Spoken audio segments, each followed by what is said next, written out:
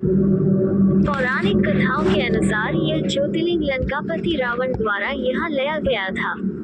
इसकी एक बड़ी ही रोचक कथा है। रावण भगवान शंकर का परम भक्त था।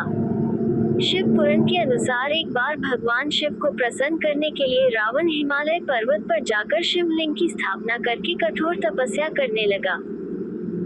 कई वर्षों तक तप करने के बाद भी भगवान शंकर प्रसन्न नहीं हुए। तब रावण ने शिव को प्रसन्न करने के लिए अपने सिर की आहुति देने का निश्चय किया।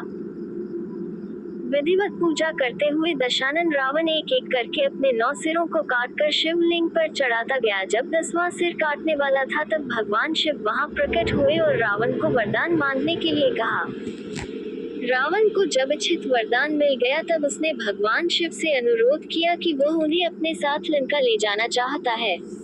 शिव ने रावण से कहा कि वह उसके साथ नहीं जा सकते हैं। वह चाहे तो ये शिवलिंग ले जा सकता है। भगवान शिव ने रावण को वह शिवलिंग ले जाने दिया जिसकी पूजा करते हुए उसने 9 सिरों की भेंट चढ़ाई थी। शिवलिंग को ले जाते समय शिव ने रावण से कहा कि इस ज्योतिर्लिंग को रास्ते में कहीं भी भूमि पर मत रखना, अन्यथा यह वहीं पर स्थापित हो जाएगा। भगवान विष्णु नहीं चाहते थे कि यह ज्योतिर्लिंग लंका पहुंचे, अतः उन्होंने गंगा से रावण के पेट में समाने का अनुरोध किया। रावण के पेट में जैसे ही गंगा पहुंची, रावण के अंदर मूत्र करने की इच्छा प्रबल हो उठी। वह सोचने लगा कि शिवलिंग को किसी को सौंपकर लघु शंका कर ले। तभी विष्णु भगवान एक ग्वाले के भेष में वहां प्रकट हुए। रावण ने उस ग्वाले बालक को देखकर उसे शिवलिंग सौंप दिया और जमीन पर न रखने की हिदायत दी। रावण जब मूत्र करने लगा, उसकी मूत्र की इच्छा समाप्त नहीं हो रही थी। ऐसे में रावण को काफी समय लग गया और वह बालक शिवलिंग को भूमि पर रखकर विलुप्त हो गया। रावण जब लौटकर आया तब लाख प्रयास करने के बावजूद शिवलिंग वहां से टस से मस नहीं हुआ। अंत में रावण को खाली हाथ लंका लौटना जाना पड़ा। बाद में सभी देवी देवताओं ने आकर इस ज्योतिर्लिंग की पूजा की और विधिवत रूप से स्थापित किया। त्रयंबकेश्वर ज्योतिर्लिंग के संबंध में एक पौराणिक कथा प्रसिद्ध है। कथा के अनुसार गौतम ऋषि ने यहाँ पर तप किया था।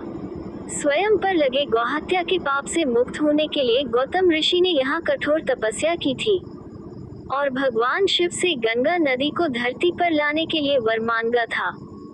गंगा नदी के स्थान पर यहाँ दक्षिण दिशा की गंगा कही जाने वाली नदी गोदावरी का यहाँ उसी समय उद्गम हुआ था।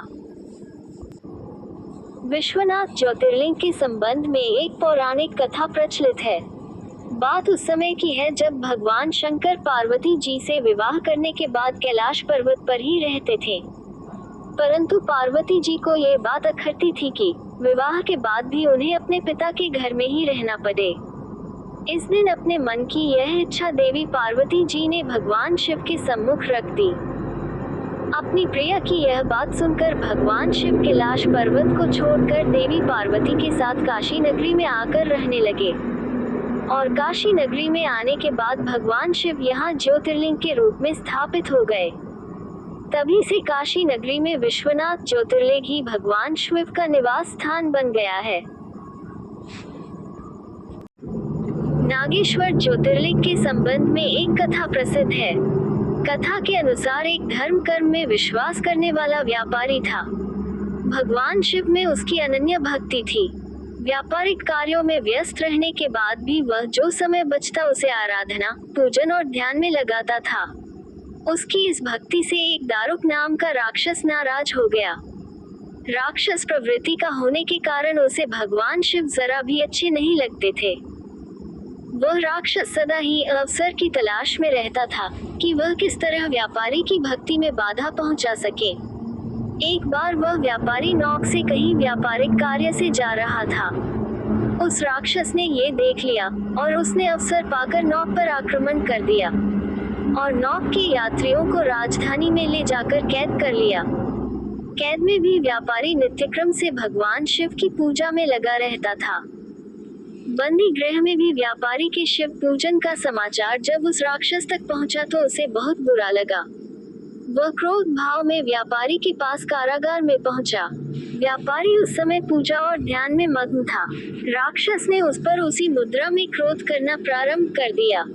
राक्षस के क्रोध का कोई प्रभाव जब व्यापारी पर नहीं हुआ तो राक्षस ने अपने अनुचरों से कहा कि वे व्यापारी को मार डालें। यह आदेश भी व्यापारी को विचलित न कर सके। इस पर भी व्यापारी अपनी और अपने साथियों की मुक्ति के लिए भगवान शिव से प्रार्थना करने लगा। उसकी भक्ति से प्रसन्न होकर भगवान शिव उसी कारागार में एक ज्योतिर्लिंग रूप में प्रकट हुए और व्यापारी को पाशुपत अस्त्र स्वयं की रक्षा करने के लिए दिया। इस अस्त्र से राक्षस दारुक तथा उसके अनुचरों का वध कर दिया। उसी समय से भगवान शिव के इस ज्योतिर्लिंग का नाम नागेश्वर के नाम से प्रसिद्ध हुआ।